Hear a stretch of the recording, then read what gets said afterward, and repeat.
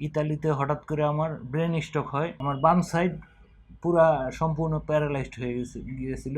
আস্তে আস্তে অনেকটা আমি ইসে খাওয়া দাওয়া বসে খাওয়া দাওয়া করতে পারতাম না। এখন নিজের হাতে খাইতে পারি, আগে খাওয়াই দিত আমাকে। নিজে আপনি কোনো কিছুই করতে পারতেন না অন্যের সাহায্য ছাড়া। এখন মোটামুটি নিজেই করতে পারি। আসসালামু আলাইকুম দর্শক, কেমন আছেন আপনারা? আশা করি সবাই ভালো আছেন, সুস্থ আছেন। ডিপিআরসি একটি স্বপ্ন অনেকের কাছে।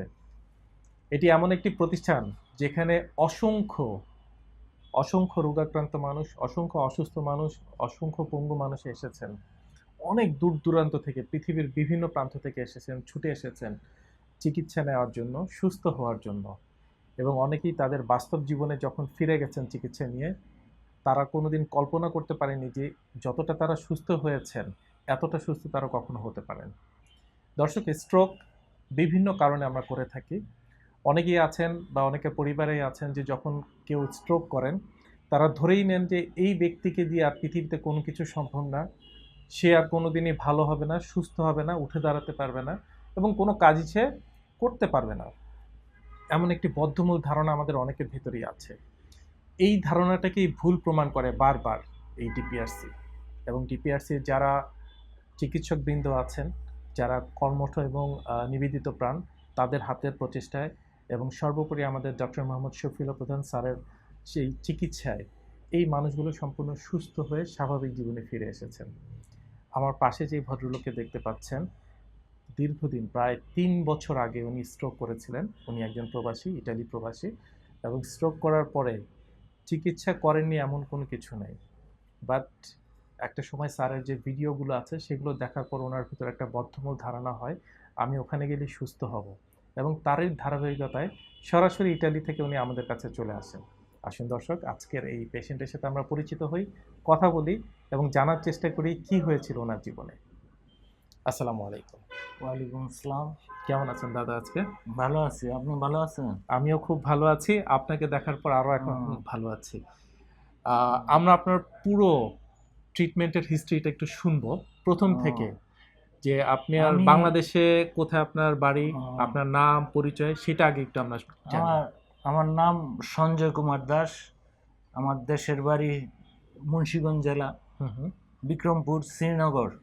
আচ্ছা, আমি ইতালিতে থাকতাম। ইতালিতে হঠাৎ করে আমার ব্রেন স্ট্রোক হয়। কত সালের ঘটনা এটা? এটা আজ থেকে প্রায় 3 বছর আগে। 3 বছর আগে? হ্যাঁ। আচ্ছা, তখন কি কর্মস্থলে ছিলেন না বাসায় ছিলেন? তখন কর্মস্থলে ছিলাম। আচ্ছা, স্ট্রোক করার পরে কি হয়েছিল? এক পাশ পুরো প্যারালাইজড হয়ে যায়? আমার বাম সাইড পুরা সম্পূর্ণ প্যারালাইজড হয়ে গিয়েছিল। এবং আমরা জানি তাৎক্ষণিকভাবে আপনি হসপিটালে চলে যান এই ট্রিটমেন্টের জন্য। তখন আমাকে অ্যাম্বুলেন্স খবর দিয়া আমার রুমমেট ওরা ওই দেশের ইতালির হাসপাতালে পাঠায়। তো ওই হাসপাতালে প্রায় আমি 27 মাস ছিলাম। এবং 27 মাস ধরে আপনি চিকিৎসা নিয়েছেন? ওরাই চিকিৎসা দিয়েছিল, কিন্তু কোনো আশানুরূপ রেজাল্ট পাইনি।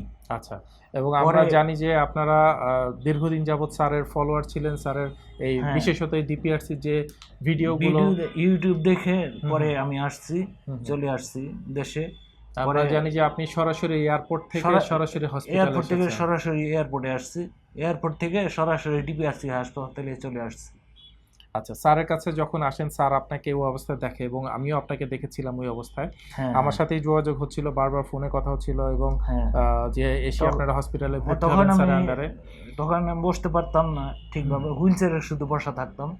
এই যে আজকে আমার সাথে কিন্তু দীর্ঘ একটা সময় বসে আছেন, এত সময় কি বসে থাকা সম্ভব হতো আপনার পক্ষে? না না না, তখন আমরা জানি যে তখন আপনাকে একদম ইউরিন ক্যাথেটার পরানো ছিল এবং ওখান থেকেই তারা প্রসেস করে দিয়েছে যাতে প্লেনে কোনো সমস্যা না হয়। ওইটুকু সময় আপনার হাতে ছিল। হ্যাঁ হ্যাঁ। এবং এসে স্যার যখন আপনাকে প্রথম দেখেন, স্যার কি বলেছিলেন আপনাকে? স্যার বলেছিল যে আপনি থাকেন, আমরা দেখি, 15 দিন দেখি, দেখার পরে এরপরে আমরা বাকি ডিসিশন নিব। এবং আপনি ট্রিটমেন্ট শুরু করে দেন? হ্যাঁ। এবং ধীরে ধীরে আপনার আস্তে আস্তে অনেকটা আমি খাওয়া দাওয়া বসে খাওয়া দাওয়া করতে পারতাম না। হুম, হুম, এখন আমাকে ধরে বসায় দিলে হুম। এখন নিজের হাতে খাইতে পারি, আগে খাওয়াই দিত আমাকে।